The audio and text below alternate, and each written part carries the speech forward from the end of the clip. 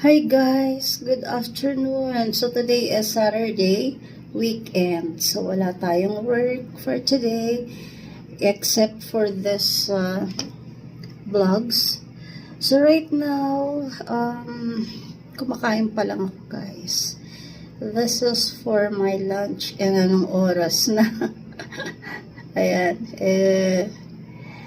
I woke up as early as 5:30 a.m. So, of course, typical household chores and typical duties ng isang nanay.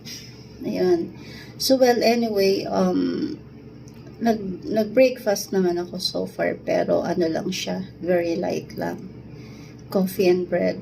And then, right now, pakita ko yung ulam ko. Niluto ng daughter ko.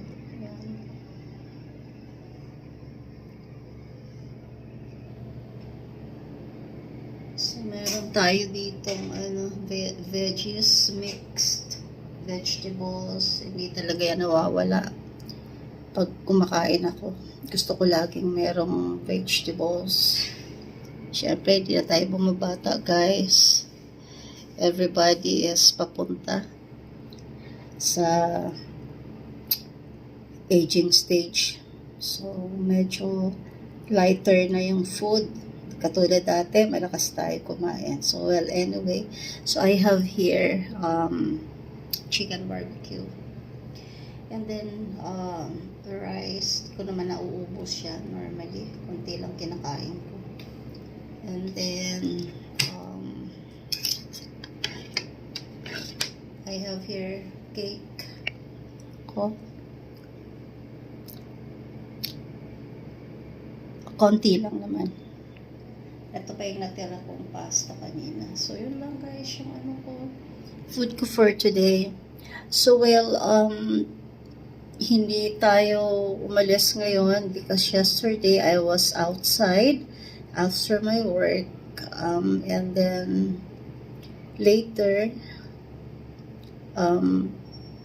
nag-edit ako ng vlogs ko for my Facebook and YouTube channel. So guys, huwag nyo naman kalimutan yung aking as a new content creator.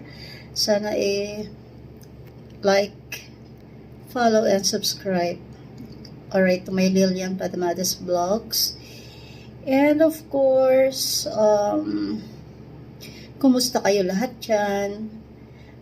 So guys, medyo kulimlim na. Today, kanina mainit this morning. So, I supposed to go to church, pero siguro tomorrow morning na because I do gardening this morning also after cleaning outside. So, well, anyway, yun nga guys, yung yung content ko is like sometimes traveling, going outside. Lumalabas lang naman ako guys pag may bibilhin ako sa groceries and then some stuff na kailangan sa bahay, and then always go to church, or sometimes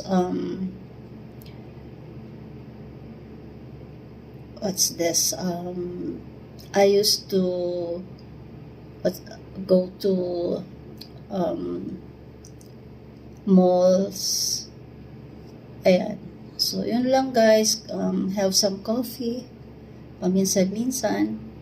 And then, hindi naman ako lumalayo. Dito lang naman tayo sa area na to because I'm so busy Monday to Friday from 9 a.m. to 1 p.m. So, after that, siesta time, pahinga, and then have my lunch. And then, in the evening, I used to do some editing for my vlogs. Yun guys, sana i-follow nyo naman ako. And maraming salamat po. And again, advance Happy Valentine's na because Christmas and New Year tapos na. Yan. So guys, thank you again and maraming salamat sa mga subscribers na walang sawang nag-follow sa mga vlogs ko. Ayan. So good health and prosperity for everyone and peace to all mankind all over the world. Thank you guys. Bye for now. Kain na ulit ako guys.